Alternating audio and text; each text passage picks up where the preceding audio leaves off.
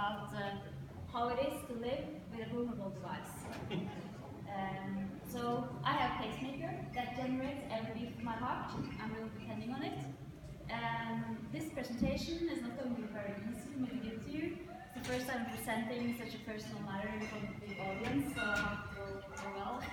But I also hope that making this personal is something that can give you some inspiration to go back and start to act things to save lives. So this is the second keynote for this conference. Yesterday you all saw the very funny keynote. This one is a little bit more serious. But somehow a journalist managed to mix together the two keynote presentations. Saying this article in French, I'm not very good at French, so actually I had to get some random people at the bar yesterday to try to translate this article for me, and I got a little bit embarrassed.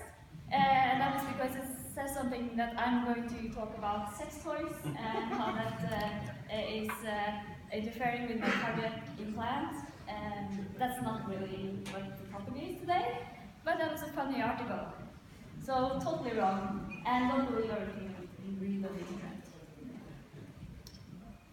Before this presentation, I also got some media attention.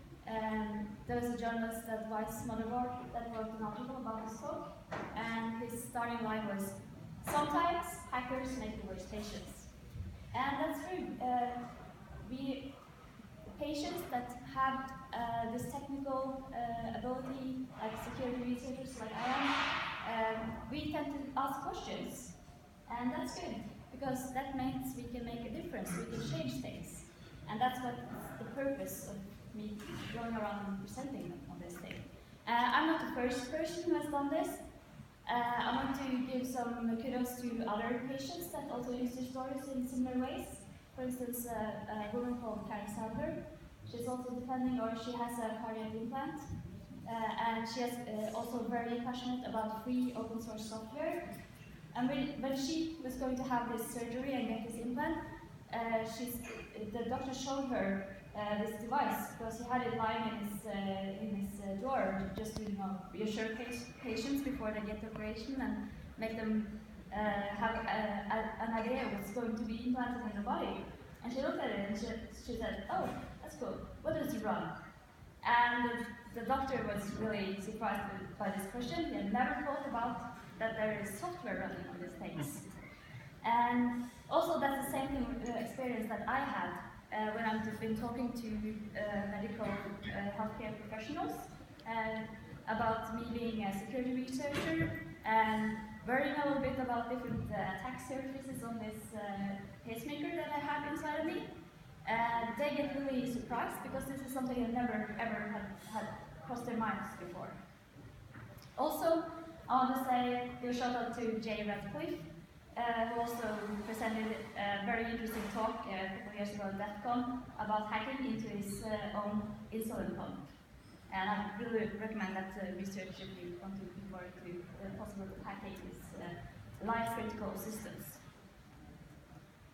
Okay, so I said I was going to make this personal. So this is a very personal experience I had.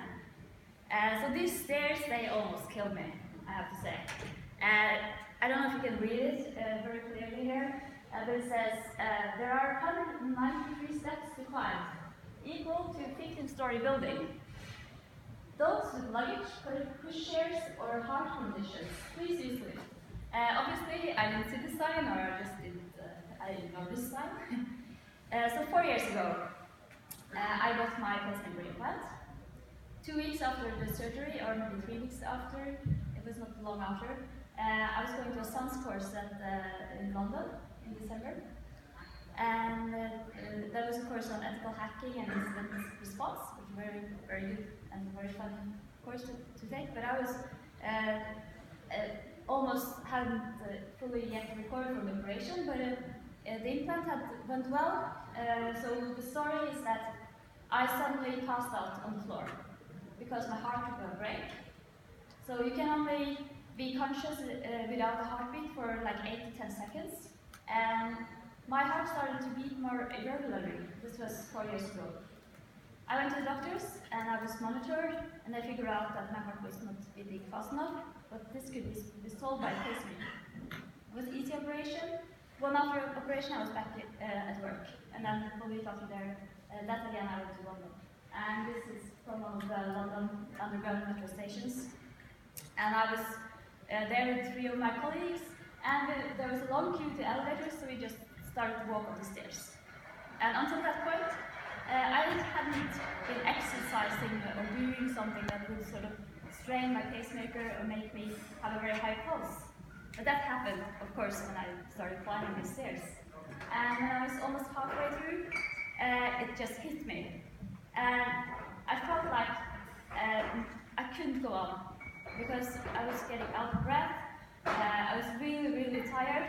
It's like you're running on an engine that is quite at high speed, and then suddenly you change to a gear that is not compatible with the speed you're running in. So I figured out later, and I'll come back to that what really happened was that my pulse hit an upper rate limit of 160 beats per minute, and the pacemaker was not properly programmed or commissioned to meet my needs. So it figured out that I had some kind of seizure, and it effectively cut my pulse in half, so it went from 160 to 80 in a millisecond. So that was what really happened. I didn't know what happened at the time. I was just very worried about this feeling that I got. And I had to go visit the doctor's office a lot of times, and it wasn't only until 3 months after that we really solved this problem. Today,